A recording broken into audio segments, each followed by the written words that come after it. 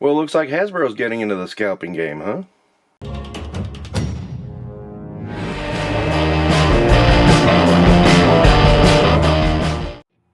Hey there everyone, welcome, and today I'm going to take a look at some scalping going on in Hasbro. Hasbro has been on a re-release tangent for a while. I believe it started last year with these two guys, Colossus and Juggernaut. These are not the re-releases, by the way, as the originals, but you know, I just thought I'd bring them out as examples. But it's been like Nimrod and Strong Guy and Sauron and Kingpin and Green Goblin and Silver Surfer, and it's been a lot. I mean, a whole lot. And the latest ones is Cable, Astonishing Wolverine, and this one really stuck out to people. Oh, and in that Professor X as well. I'm gonna come back to those, but this one stuck out to people because he went from originally being $32, which was overpriced, I freely agree, to now being $40. That's kind of insane. This is not the first time. I believe the Juggernaut and Colossus 2-pack went up to about, I know when it was released, 79. I think originally it was around 60. I might be wrong. I need to check Action Figure 411 on that one. Same thing with Professor X. I believe it was in the 35 range when originally released. It went up to 50. Cable, Wolverine are going to be $27.99, and then $40. Now the insidious part about this, you have to consider the stuff they usually want to pay for, or it's already paid for. The molds are paid for. The package design is paid for. They're re-releasing them at package as is, so nobody's having to get paid for that. There is no new art being done. It's the old art. I'd imagine they own it, knowing corporate, and they can just reuse it any way they want. So there you go. I mean, when you sit and think about it now, you know, Wolvie doesn't have that problem because there was no art on him. and I think the same is with Cable too. But all that stuff that usually goes into an original release is no longer present.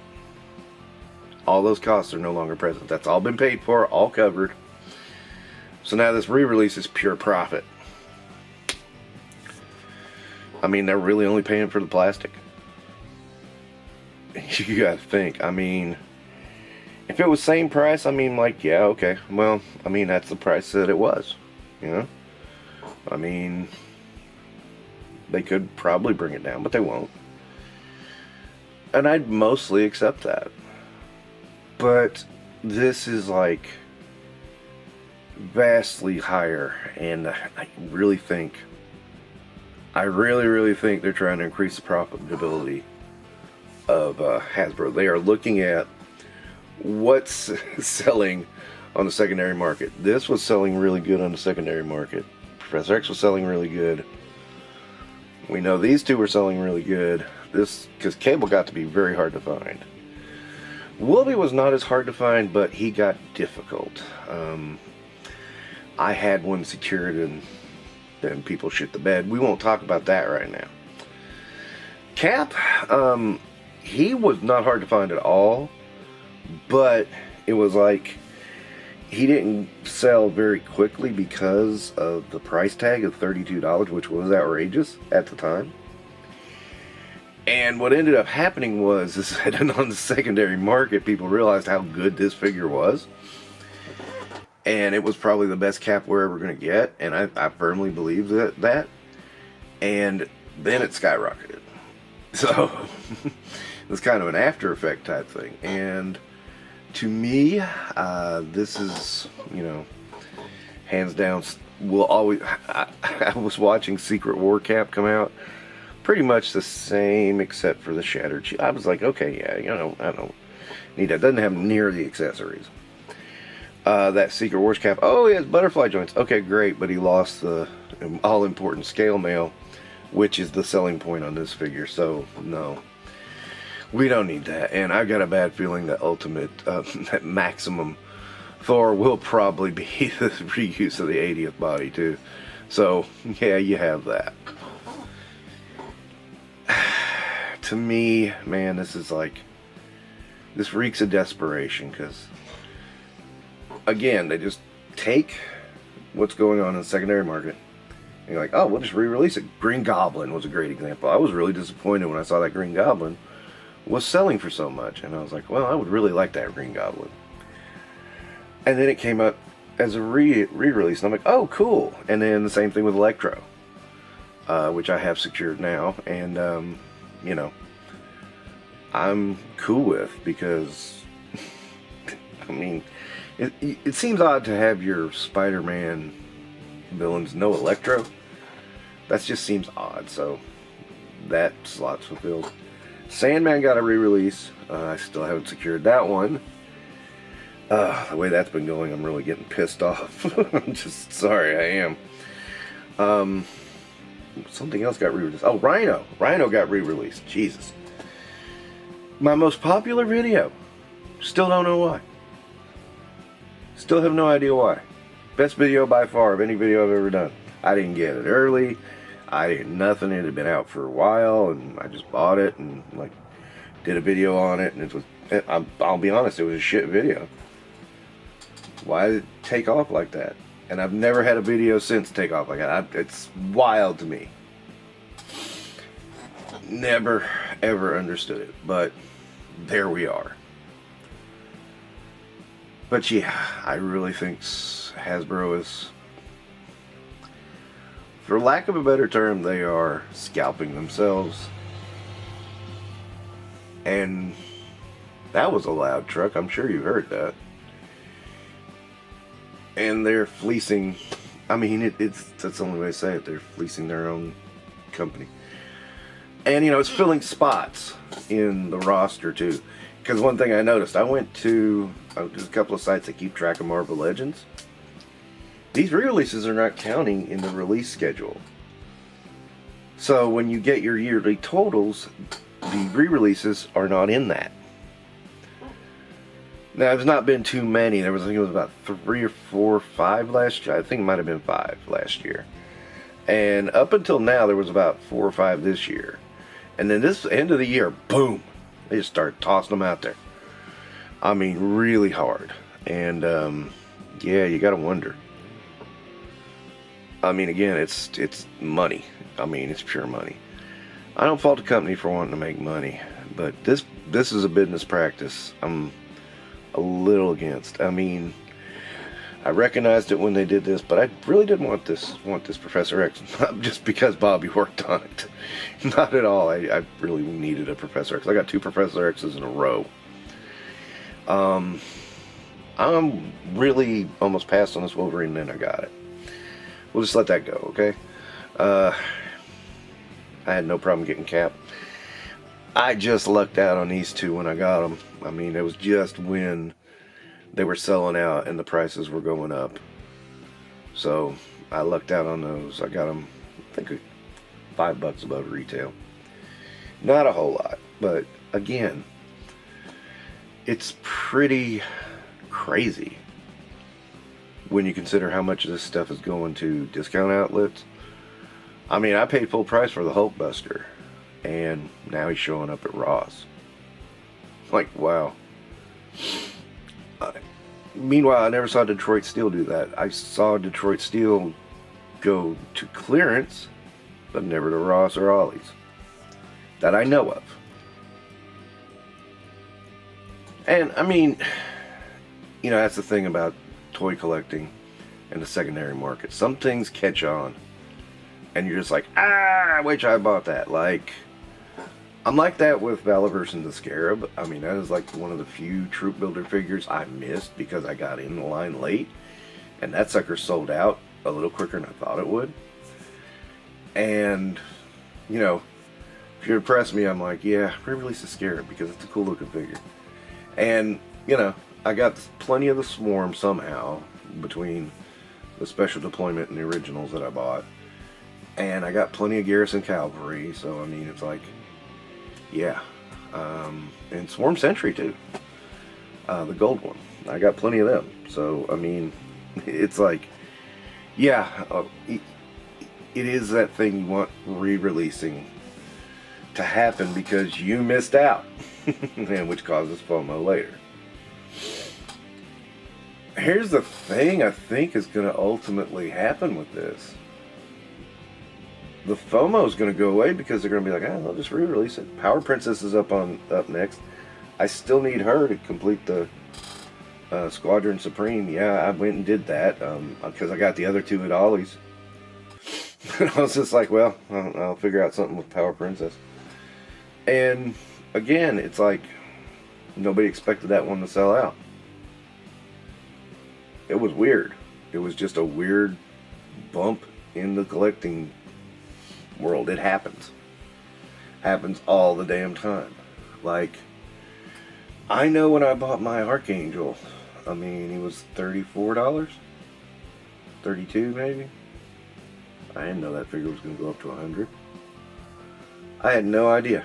I mean, I was kind of half waiting them for the re-release Ghost Rider on the bike. Well, they re-released Ghost Rider, but not the bike. So I'm going forward with my project to make a Ghost Rider bike. And we'll see how that goes. So what are my ultimate thoughts on this? It's like, I like it on the level I can get Professor X back. I can get Professor X in the hover chair. And I can get Kingpin. And I can get Silver Surfer. Well, my Silver Surfer was a different deal. Weird.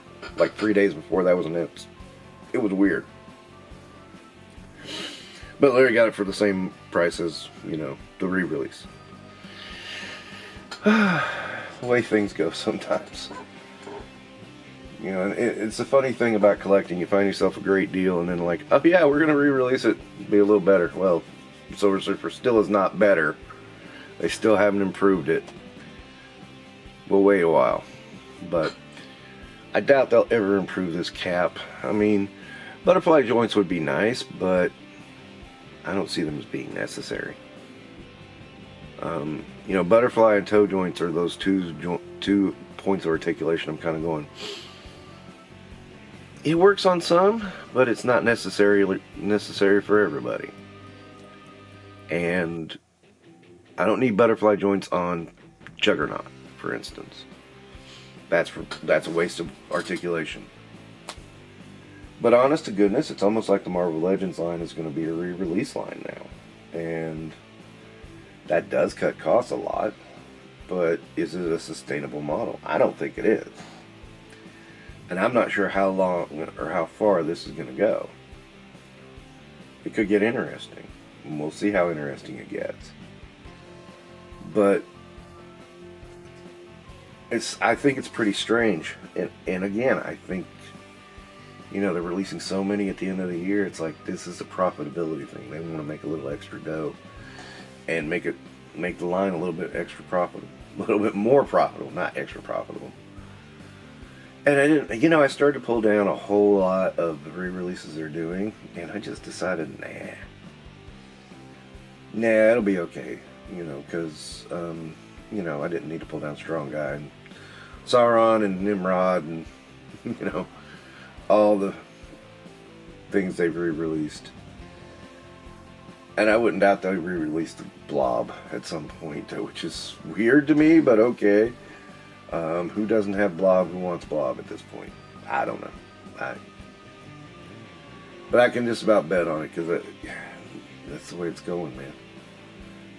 I could see them re-releasing Bishop, and and I mean Bishop from the earlier waves. It's been pretty strange. Obviously, re-releasing is cheaper than designing a new figure with new, And if you re-release, you don't have to worry about people complaining about pins. No, as much. I mean, it wouldn't shock me if they did something like re-release a Wrecking Crew at this point, even though that Wrecking Crew is so dated and so bad. I mean, they should know by now. All they gotta do is redo the Wrecking Crew, and boom, they've got our attention. Don't know why they don't know that, but yeah, they should know that by now. But then again, nobody ever accused Marvel Legends team of being in touch with the fan community. I mean,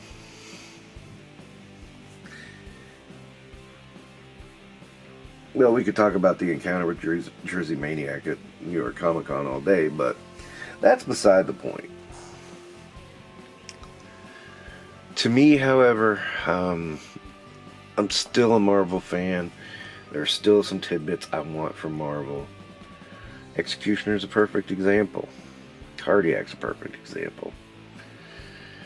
So it's not like I'm totally out on Marvel. It's one of the few Hasbro products I'm still... I don't want to say invested in, but I pay attention to a little closer. I pay attention to it all, but I pay attention to Marvel closer because I'm still striving to get that collection where I want it. And hopefully within the next year I will. But, you know, Executioner was one I thought maybe someday, but, you know, I didn't expect it in a Build-A-Figure wave. But, okay, we got it. No problem. What's next? I don't know, but I've got a feeling we're going to see a lot more re-releases soon. Sooner rather than later. But I will admit, some of these re-releases make me want to go back. I'm really debating going back later this year and just grabbing the Super Scroll from the Build-A-Figure wave. Be done with it. You know, I'm not a huge fan of the Super Scroll in the... that they redid, because bottom half, the Torch bottom half is the thing that bugs me about it. Yeah. But, you know, I think they're going to run this into the ground. We'll see how it goes, but, you know, these I already have, saves me money. I feel sorry for anybody that didn't get that Cap figure and now wants it. You're paying more, and that should not be the lesson. I mean, it should not be you pay more. It should be that, you know, this is a marathon, not a sprint. And, you know, the more you pace yourself, the better deals you get. Because that raising a Cap's price really left a bad taste in my mouth. Because I was like, I'm glad I don't need, you know, I have this Cap, and I don't need him again. But I feel sorry for anybody who did not get this Cap. Because, you know, again, it's the best Cap out there. Even with the holes in the shield. That's saying a lot. So, I think everyone deserves that Cap. So, I mean, if you don't have that Cap, try to get the Secret Wars one.